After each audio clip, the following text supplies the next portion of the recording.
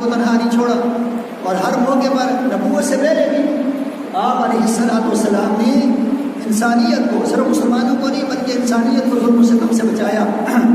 اور جب بھی کسی نے کسی مظلوم انسان پر ہاتھ اٹھایا اور اس پر ظلم و ستم کرنے کی کوشش کی تو آپ علیہ السلام نے اس کا ہاتھ روکا، آپ علیہ السلام نے اس کا ہاتھ پکڑا، آپ علیہ السلام نے مظلوم کا ساتھ دیا۔ ایک دفعہ ایک پردیسی آیا مکہ مکرمہ میں، تجارت کے سلسلے میں آیا، اور جب اس نے اپنا مال بیچا تو ابو جہل نے یہ مال خرید لیا۔ مال خریدنے کے بعد اس نے پیسے دبا دیے، پیسے دینے کے لیے تیار نہیں ہوا۔ تو جب تیار نہیں ہوا تو وہ پردیسی فریاد لے کر حضور علیہ السلام کو آیا، حرم کے اندر آیا، اور حرم میں بڑے بڑے جو ہے وہ لوگ بیٹھے ہوئے تھے، اور اس وقت ایک کونے کے اندر نبی اکرم صلی اللہ علیہ وسلم کی تشریف فرما تھے۔ تو اس نے جب لوگوں کے سامنے اپنی فریاد بیان کی تو ان لوگوں نے ازراہ مذاق کہا کہ جاؤ، یہ جو آدمی ہے نا یہ بڑی مظلوموں کی بات کرتا ہے اور مظلوموں کے ساتھ دینے کی بات کرتا ہے، اس کے پاس جاؤ، یہ تمہاری مدد کرے گا۔ تو وہ آدمی جب نبی اکرم صلی اللہ علیہ وسلم کے پاس گیا تو آپ علیہ السلام اس کے ساتھ اٹھ کھڑے ہوئے اور چل پڑے، ابو جہل کے دروازے پر گئے، دروازہ کھٹکھٹایا، ابو جہل اندر سے باہر آیا، آپ علیہ السلام نے نبوت کی تو روب آواز میں کہا کہ او ابو جہل، تو کیوں اس پردیسی پر ظلم کر رہا ہے اور اس کی رقم تو نے دبائی ہوئی ہے، اس کے پیسے واپس کرو۔ تو آپ علیہ السلام کی وہ روب آواز کو، درجدار آواز کو سن کر اس کے اوزان ختم ہو گئے اور وہ اس کو سانپ سونپ گیا، وہ آگے سے کچھ بول نہ سکا، اور فوراً جا کر اس نے رقم لا کر اس آدمی کے حوالے کر دی۔ تو کیا ثابت ہوتا ہے کہ آپ علیہ السلام وہ یتیموں کے، مساکینوں کے ملجا اور ماوا تھے۔ آپ علیہ السلام ان کے جو ہے وہ ساتھ دیا کرتے تھے، آپ علیہ السلام کسی کو بے یار و مددگار نہیں چھوڑتے تھے۔ تو آج اسی طرح ہر مسلمان کا یہ فرض بنتا ہے کہ دنیا کے کسی بھی کونے میں جب دوسرے مسلمان پر ظلم و ستم ہو تو دوسرے مسلمانوں کو اس کا ساتھ دینا چاہیے۔ آج جس طرح جو ہے وہ کشمیر میں مسلمانوں پر ظلم و ستم ہو رہا ہے، تو اب ہمارا یہ دینی فرض بھی بنتا ہے، ہمارا اخلاقی فرض بھی ہے اور ہمارا شرعی فرض بھی ہے، ہم ان لوگوں کا ساتھ دیں۔ ایک کام تو ہے حکومت کا، اور حکومت کا کام یہ ہے کہ حکومت جو ہے وہ جہاد کا اعلان کرے، حکومت کا کام یہ ہے کہ وہ جہاد کا اعلان کرے، اور جہاد اب یہ فرض ہو چکا ہے، یہ کوئی نفلی کام نہیں رہا۔ جہاد کے فرض ہونے کی کیا جو ہے وہ اسباب کیا ہیں؟ جہاد کے فرض ہونے کے اسباب یہی ہے نا کہ جب ایک مسلمان وہ ظلم و ستم کا شکار ہو اور وہ مسلمان وہاں پر اپنا دفاع نہ کر سکے تو اس کے جو قریبی مسلمان رہنے والے ہیں، پڑوسی مسلمان، تو ان پڑوسی مسلمانوں پر کیا ہو جاتے ہیں؟ جہاد فرض ہو جاتا ہے۔ تو لہٰذا یہ حکومت کا کام ہے، کسی فرد کا کام نہیں ہے، حکومت کے وقت کا کام ہے کہ چونکہ ان کے پاس طاقت ہے، ان کے پاس وسائل ہیں، ان کے پاس افواج ہے، تو لہٰذا وہ جہاد کا اعلان کرے، اور محض تقریروں سے کشمیر آزاد نہیں ہوگا، محض تقریروں سے، مذمتوں سے کشمیر آزاد نہیں ہوگا، بلکہ وہ کشمیر آزاد ہوگا ہندو کی مرمت سے، مذمت سے نہیں ہوگا بلکہ مرمت سے ہوگا، کیونکہ یہ لاتوں کے بت ہیں، باتوں سے ماننے والے نہیں ہیں۔ جو لاتوں کے بت ہوتے ہیں وہ باتوں سے کبھی ماننے والے نہیں ہوتے ہیں۔ تو یہ تو انشاءاللہ بات یقینی ہے، جس طرح کہ کل کے سورج کا طلوع ہونا یقینی ہے کہ وہاں پر کشمیر کے اندر یہ جو تحریک آزادی ہے، آزادی کی تحریک ہے، یہ انشاءاللہ اپنے منتقی انجام تک جا رہی ہے، اور ایک دن ایسا آئے گا کہ جب کشمیر کے مسلمانوں کو آزادی حاصل ہو کے رہے گی، اب ان کی آزادی کے سامنے کوئی بند نہیں بن سکتا ہے، کوئی رکاوٹ نہیں بن سکتا ہے۔ کیوں؟ اس لیے کہ گنوں کو کاٹا تو جا سکتا ہے لیکن ان کو جھکایا نہیں جا سکتا ہے، اور تحریکوں پر ظلم و ستم تو کیے جا سکتے ہیں لیکن ان کو پابند سلاسل نہیں کیا جا سکتا ہے۔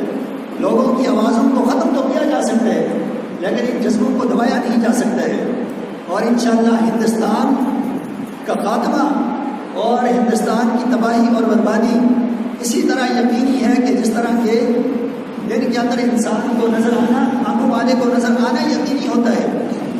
کہتے ہیں نا کہ جب گیدڑ کی موت آتی ہے نا وہ کس کا رخ کرتا ہے؟ جب گیدڑ کی موت آتی ہے تو وہ شہر کا رخ کرتا ہے، اور جب پروانے کی موت آتی ہے تو وہ آگ کی طرف رخ کرتا ہے۔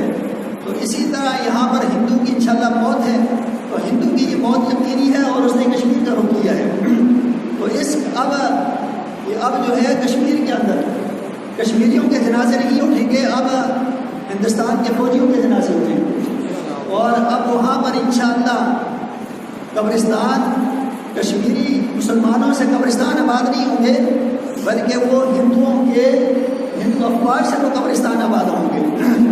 انشاءاللہ ایسا ہوگا، لیکن یہ تو ایسا ہو کے رہے گا، لیکن کچھ ذمہ داریاں ہماری بھی ہیں، کچھ ہماری حکومت کی ہیں اور کچھ ہماری ذمہ داریاں ہیں۔ تو حکومت اپنی ذمہ داریوں کو پورا کرے، وہ جہاد کا اعلان کرے، وہ عملی طور پر ان کا ساتھ دے، اور ہمارا کام یہ ہے کہ ہم اخلاقی طور پر، ہم سفارتی طور پر اگر ان کے حق کے اندر احتجاج ہو رہا ہے، ان کے لیے آواز بلند ہو رہی ہے، ہم ایسے جلسوں میں، ایسے جلوسوں کے اندر اور ایسے مظاہروں کے اندر ہم شریک ہوں، اور کشمیریوں کے ساتھ اظہار یکجہتی کے اندر ہم شریک ہوں، اور کشمیریوں کے ساتھ اظہار یکجہتی کے لیے 6 اکتوبر کو 2 بجے انشاءاللہ لاہور کے اندر جماعت اسلامی لاہور کے تحت ایک عظیم شان احتجاجی مظاہرہ ہو رہا ہے، اور انشاءاللہ ہم نے اس سب کے اندر شرکت کرنی ہے، اور اس سب کے اندر ہم شرکت کریں گے، اور اس کے اندر شرکت کرنا یہ کیا ہے بولو؟ یہ جہاد ہے، یہ جہاد سے کم نہیں ہے۔ ہر قدم پر ہمیں اللہ تبارک و تعالیٰ کی جانب سے اجر ملے گا، ہر قدم پر ہمارے گناہ معاف ہوں گے، اور یہ بھی ایک جہاد ہے۔ جس طرح ایک انسان عملی طور پر جہاد میں جاتا ہے نا، وہاں اس کو ثواب ملتا ہے، تو اسی طرح اگر ہم اس کے اندر شریک ہوں گے تو اس کے اندر بھی کیا ہوگا؟ ہمیں انشاءاللہ ثواب ملے گا۔ تو حکومت کا فرض یہ ہے کہ وہ عملی طور پر جہاد کرے۔ اب یہ جہاد فرض ہو چکا ہے، جس طرح کی آیت میں نے آپ کے سامنے تلاوت کی تھی نا، اللہ تعالیٰ فرماتا ہے وَمَا لَكُمْ لَا تُقَاتِلُونَ فِي سَبِيلِ اللَّهِ وَالْمُسْتَضْعَفِينَ مِنَ الرِّجَالِ وَالنِّسَاءِ، اے لوگوں تمہیں کیا ہو گیا؟ وَمَا لَكُمْ لَا تُقَاتِلُونَ فِي سَبِيلِ اللَّهِ، کہ تم اللہ تعالیٰ کے راستے میں لڑتے نہیں ہو، وَالْمُسْتَضْعَفِينَ مِنَ الرِّجَالِ وَالنِّسَاءِ، حالانکہ کمزور ہو، وَالْمُسْتَضْعَفِينَ مِنَ الرِّجَالِ وَالنِّسَاءِ، کمزور مرد اور کمزور عورتیں اور کمزور بچے، وہ کیا کہہ رہے ہیں؟ وہ پکار رہے ہیں ربنا اخرجنا من هذه القرية الظالم اهلها، کہ ہمارے رب ہمیں اس بستی سے نکال کے جس کے رہنے والے ظالم ہیں، وَاجْعَل لَّنَا مِن لَّدُنكَ وَلِيًّا وَاجْعَل لَّنَا مِن لَّدُنكَ نَصِيرًا، اور ہمارے لیے اپنی جانب سے مددگار پیدا کر دے، ولی پیدا کر دے۔ تو مسلمانوں کو ڈرنا نہیں چاہیے، جب مسلمان قدم بڑھائیں گے تو کامیابیوں کے قدم چومیں گے، اور وہ رویہ اختیار نہ کریں ہم کہ جو موسیٰ علیہ السلام کی قوم نے کیا تھا، بلکہ وہ رویہ اختیار کریں کہ جو صحابہ کرام نے اختیار کیا تھا، کہ جب آپ علیہ السلام نے ان کو جہاد کا کہا تو وہ تیار ہو گئے، اور انہوں نے کہا کہ اللہ کے نبی ہم آپ کے دائیں بائیں سامنے پیچھے ہر جانب سے لڑیں گے، اگر آپ ہمیں سمندروں میں چھلانگ لگانے کا حکم دیں گے تو ہم سمندروں میں چھلانگ لگائیں گے، اگر آپ ہمیں آگ میں کودنے کا حکم دیں گے تو ہم آگ میں کود جائیں گے، اور ہم آپ کو تنہا نہیں چھوڑیں گے۔ تو جب مسلمان آگے بڑھیں گے تو زمین انشاءاللہ ان کے لیے اپنے پر پھیلا دے گی اور ان کو اپنا رستہ عطا کر دے گی، اور کامیابی ان کے قدم چومے گی۔ تو لہٰذا لڑنا چاہیے، کفار کے ساتھ لڑنے سے مسلمانوں کو گھبرانا نہیں چاہیے، کیوں؟ اس لیے کہ وہ بہت کمزور ہیں، جس طرح ایک بکری کمزور ہوتی ہے، بکری کا چالہ کمزور ہوتا ہے، اور شیطان کی تدبیریں بہت زیادہ کمزور ہیں۔ الذین آمنوا یقاتلون فی سبیل اللہ، ایمان والے اللہ تبارک و تعالیٰ کے راستے میں لڑتے ہیں، والذین کفروا یقاتلون فی سبیل الطاغوت، اور کافر طاغوت کے راستے میں لڑتے ہیں۔ اللہ فرماتا ہے فقاتلوا اولیاء شیطان کے اولیاء سے لڑو، ان کید الشیطان کان ضعیفا، شیطان کی چالیں بہت زیادہ کمزور ہیں، وہ تمہارا مقابلہ نہیں کر سکتی۔ جو جس طرح سیلاب کے آگے خس و خاشاک نہیں ٹھہر سکتے، اسی طرح مسلمانوں کے آگے کافر بھی نہیں ٹھہر سکیں گے، اور جس طرح سیلاب کے آگے تنکے نہیں ٹھہر سکتے، اس طرح مسلمانوں کے آگے یہ کافر نہیں ٹھہر سکیں گے، اور جس طرح شہروں کے سامنے جنگلی گدے نہیں ٹھہر سکتے، اور ان سے بھاگتے ہیں. اسی طرح مسلمان اللہ تبارک و تعالیٰ کے شہری ان کے سامنے ہندو اور کافر نہیں ٹھہر سکتے. یہ خود بخود بھاگیں گے اور انشاءاللہ یہ اسلام دنیا کے اندر غالب آئے گا اور اہل کشمیر کو آزادی ملے گی. لیکن ہم نے اپنے حصے کا کام کرنا ہے. ابھی ہم نے یہ نہیں ہے کہ وہاں پر جانا ہے. جب انشاءاللہ ایران ہوگا تو پھر ہم بندوق اٹھا کر اسلحہ لے کر وہاں پر بھی جائیں گے.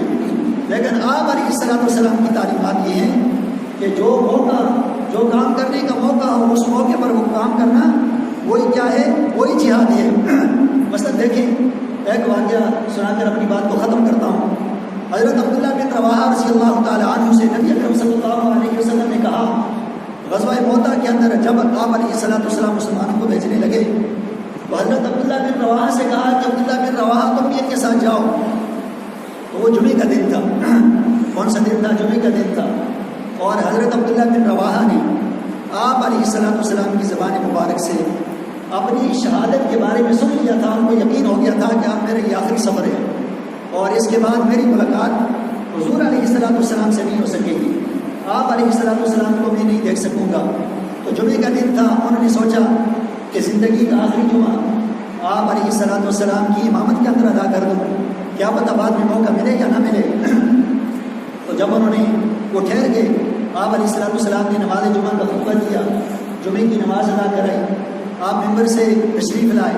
عبداللہ بن رواحہ آئے سلام کرنے کے لیے, الوداع کرنے کے لیے کہ اللہ کے نبی میں جا رہا ہوں. تو آپ علیہ الصلوۃ والسلام نے فرمایا عبداللہ میں نے تو تمہیں صبح کہا تھا کہ تم نے مسلمانوں کے ساتھ جانا ہے اور تم پیچھے کیوں رہ گئے ہو. تو انہوں نے کہا کہ اللہ کے نبی میں نے آپ کی زبان مبارک سے اپنی شہادت کے بارے میں باتیں سن لی تھی. میں چاہ رہا تھا کہ آپ کا دیدار کرتا رہوں, آپ کی زیارت کروں اور آپ سے ملاقات کروں, آپ کی قیادت کے اندر امامت کے اندر آخری جمعہ زندگی کا ادا کر دوں, کیا پتہ بعد میں موقع ملے یا نہ ملے. آپ علیہ الصلوۃ والسلام نے فرمایا کہ عبداللہ تم نے بہت بڑی غلطی کی ہے.